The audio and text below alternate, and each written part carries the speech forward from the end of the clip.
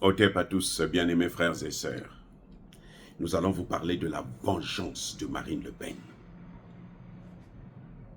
Marine Le Pen se venge contre les mondialistes, contre Emmanuel Macron, qui l'a manipulée, qui a joué avec elle.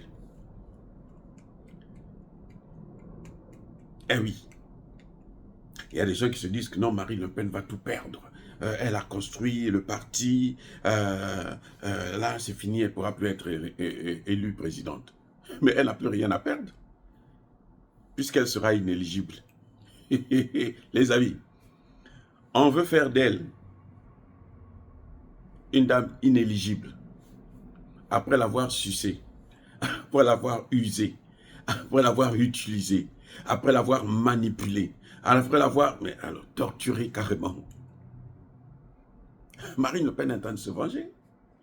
La chute du gouvernement, il ne peut pas avoir chute du gouvernement si le parti de Marine Le Pen, le RN, ne soutient pas cette motion de censure. C'est pas possible.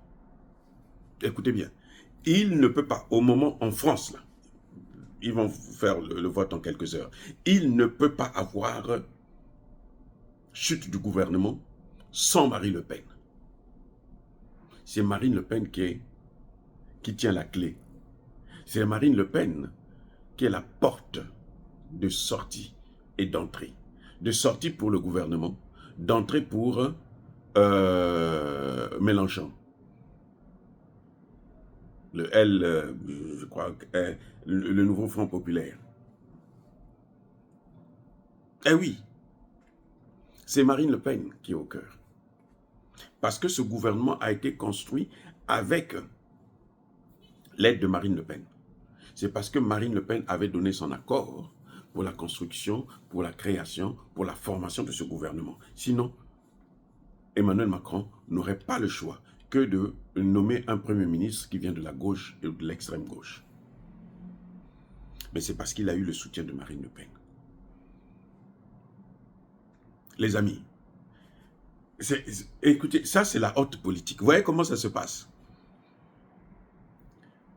Pour que Emmanuel Macron puisse être élu, il a fallu que Marine Le Pen joue le jeu, que Marine Le Pen accepte de le laisser prendre un second mandat. Le deal entre Macron et Le Pen, c'était que quand Macron prend le second mandat, après Macron, c'est Marine Le Pen qui va prendre le troisième mandat. Eh oui, le deal c'était celui-là. C'est pour ça que vous avez vu, pour tous ceux qui ont bien suivi le débat entre Emmanuel Macron et Marine Le Pen, on a vu que Marine Le Pen n'était pas dans son assiette, elle n'était pas dans sa forme habituelle. Elle a laissé couler, elle n'a pas attaqué. Elle s'est contentée de... Elle a fait, comment on appelle ça, la figuration. Voilà. Le débat Le Pen, Macron, c'était la figuration pour Le Pen. Elle est venue accompagner Macron. Elle est venue présenter Macron au peuple. Oui, vous allez me dire que Mélenchon avait appelé à voter pour Macron. Mais Marine Le Pen, qui est juriste, avocate, que nous avons déjà vu débattre, pouvait écraser Emmanuel Macron parce que Emmanuel Macron était en extrême difficulté déjà. Emmanuel Macron ne s'en sortait pas. Donc Marine Le Pen avait été corrompue pour qu'elle accepte de laisser passer Macron. Et dans l'espoir qu'après Macron, c'est elle qui va venir puisqu'elle devenait le plus grand parti en France.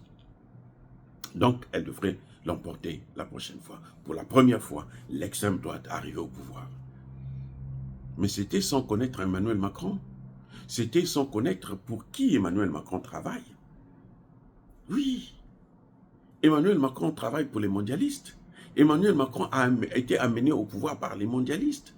Tout le monde est surpris comment ce type-là a pu émerger comme ça, de ministre et puis à président, sans parti politique, rien, sans expérience politique. Mais parce qu'il est venu de quelque part. Parce qu'il y avait des gens qui l'ont amené dans leur valise. et puis qui sont venus ouvrir la valise à l'Élysée, on l'a sorti, on dit, assieds-toi là. Mais,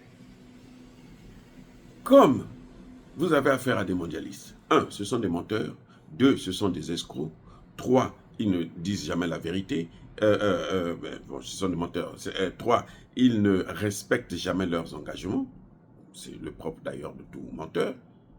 On peut citer tous les problèmes. Qu'est-ce que Emmanuel Macron va faire?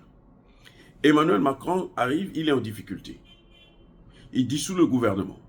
Il crée il veut former un gouvernement, mais il se dit, il ne faut pas donner la place à Mélenchon. Parce que c'est Mélenchon qui devrait être son premier ministre. Et oui, Mélenchon a soutenu. En politique, on ne soutient pas pour rien. En politique, chaque fois que vous tendez la main, vous devrez recevoir. Ah oui, en politique, c'est nous en Afrique où, bon, il y a des gens qui votent juste parce que, bon, il est de ton ethnie, parce que, bon, lui, il t'a donné 1000 francs et tout. Non, en politique, c'est pas ça. Tu regardes, bon, est-ce que celui-là, il pourra faire mon affaire? Moi, je pourrais faire les affaires, mon entreprise pourra maintenant prospérer, il va baisser les taxes, il va ceci, il va cela. Donc Mélenchon attendait la primature. Emmanuel Macron donc a baisé la gueule à Mélenchon et à Marine Le Pen en même temps. Ouais, comment il est. C'est ça le problème. Ce que vous voyez en France là, c'est pas une crise, c'est une revanche. C'est la vengeance de ce que Emmanuel Macron a manipulé, a utilisé pour qu'il s'assoie toujours au préchoir. Et maintenant, ils veulent sa tête. Les amis, écoutez-moi bien. Ils veulent sa tête, à gauche et à droite. Vous voyez que ce sont les deux qui vont voter la motion de censure. S'il faut voter cette motion, ce sont les deux. Et comme je disais pour le cas du Mali, ce n'est pas le Premier ministre qui est visé, c'est le président lui-même qui est visé. Parce qu'on sait que si on dissout ce gouvernement, eh ben, le président n'aura pas de choix que probablement de démissionner et puis on organise des élections anticipées présidentielles.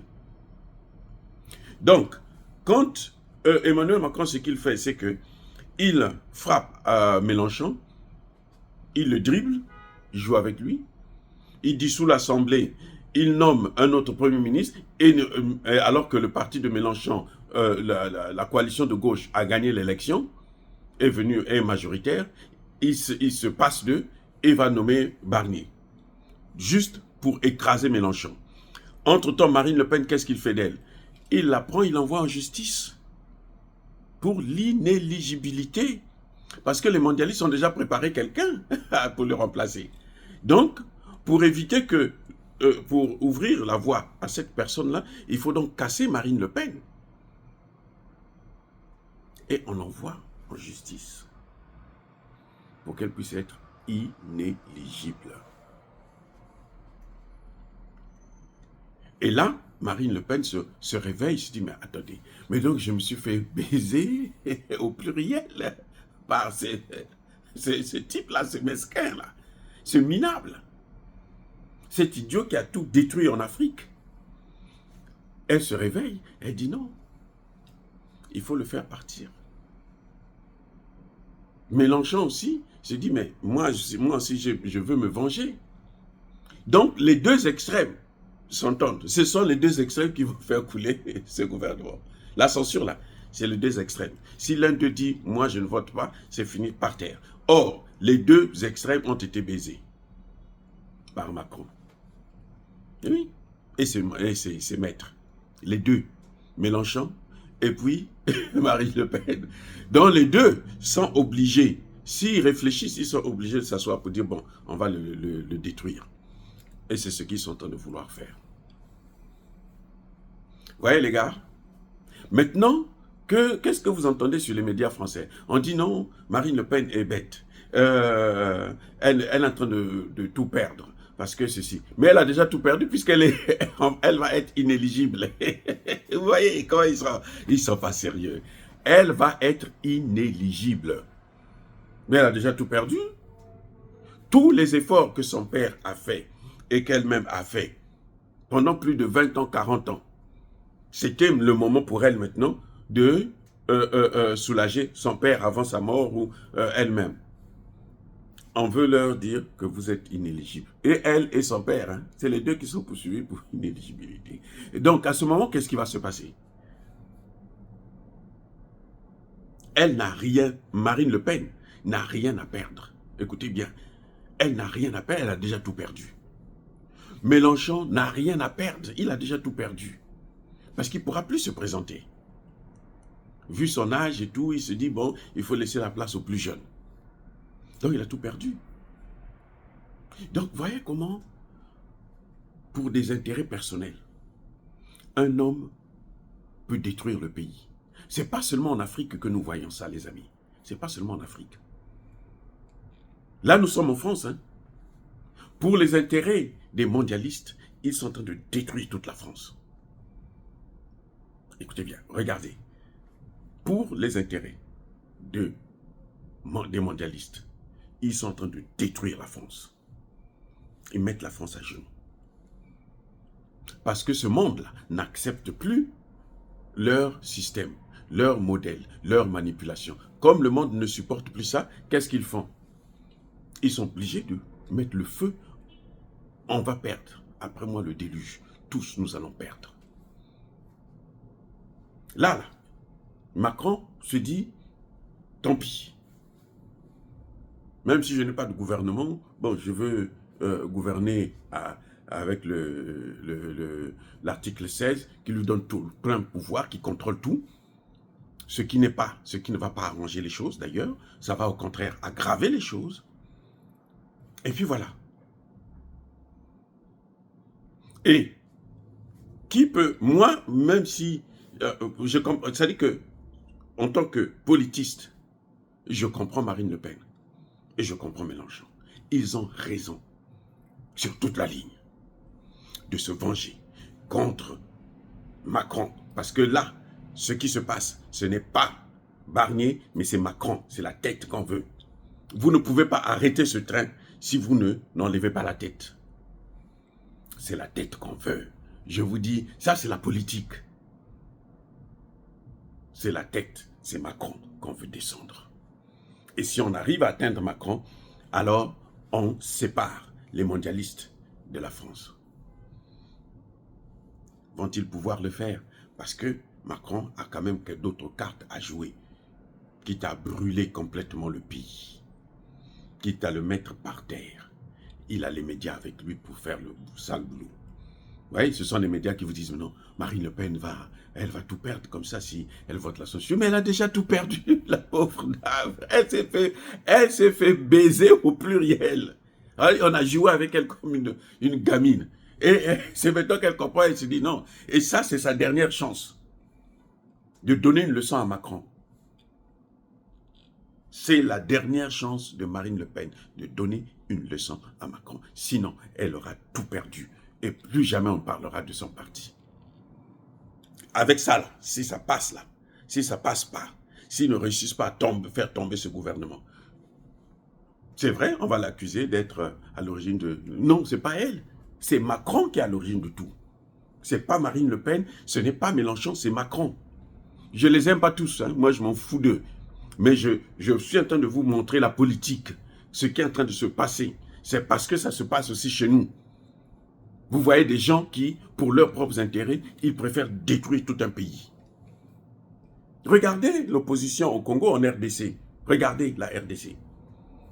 Tous les opposants, tous, personne ne soutient Tshisekedi pour donner à Tshisekedi les moyens, la force de faire la guerre contre les soldats rwandais qui sont en train de massacrer, qui ont déjà massacré 18 millions. Leurs intérêts personnels. Et on fait quoi d'eux? On les manipule par les mondialistes. Oui, ils sont manipulés. Non, non, ne le soutenez pas. Allez, allez-y. Même l'évêque de Kinshasa, l'évêque du Congo, de la RDC, il va au Rwanda. Il va manger là-bas, dormir là-bas. Il insulte Tshisekedi depuis là-bas. Il insulte les Congolais depuis là-bas. Et l'évêque du Rwanda dit devant l'évêque congolais que le Congo, là, l'Est du Congo, là, ça nous appartient. Alors que tout le monde sait que c'est faux. Mais lui, l'évêque, là, comme il est corrompu, pour ses intérêts, il est obligé de faire ça. C'est pour ça que je vous parle de ça. Ce n'est pas que j'aime Marine Le Pen ou Mélenchon ou que je n'aime pas, je m'en fous d'eux. Mais je veux vous montrer comment ça se passe chez nous-mêmes. Vous avez déjà entendu un opposant congolais vous dire que non, mais Félix Tshisekedi va voir les Russes. Ou bien nous, on va voir les Russes et puis on vient présenter le dossier au président. Monsieur le président, voilà la solution. Aucun. Tous, ils courent. Vers qui? Vers les Occidentaux. Ce sont les Occidentaux qui... Ils savent que ce sont les Occidentaux qui sont en train de faire ça. Mais ils courent vers les Occidentaux parce que ce qui compte pour eux, c'est leur intérêt. Ce n'est pas le Congo. Ils s'en fichent. Et c'est pareil dans tous nos États. Vous voyez au Mali, les difficultés, les crises qu'il y a. Vous voyez au Burkina Faso, la déstabilisation, c'est qui? Mais ce sont des Burkinabés. Ce sont d'abord des Burkinabés. S'il n'y a pas de Burkinabés, ça ne passe pas. C'est un principe divin, les gars. C'est un principe divin. S'il n'y a pas quelqu'un ressortissant du pays, la mission que vous allez effectuer ne passera pas. C'est pour ça qu'ils utilisent toujours nos gars. Oh, les amis, soyez bénis, abondamment bénis par le Dieu des Kémites, par nos ancêtres angélisés, mais que tous ceux qui persécutent le continent africain le pillent et le déstabilisent, qu'ils soient noirs, blancs, chinois, arabes, juifs, indiens ou qui qu'ils soient punis, maudits, foudroyés, neutralisés, écrasés, effacés par le Dieu des Kémites, par nos ancêtres angélisés. Vive l'Afrique éternelle, j'ai dit, et j'assume.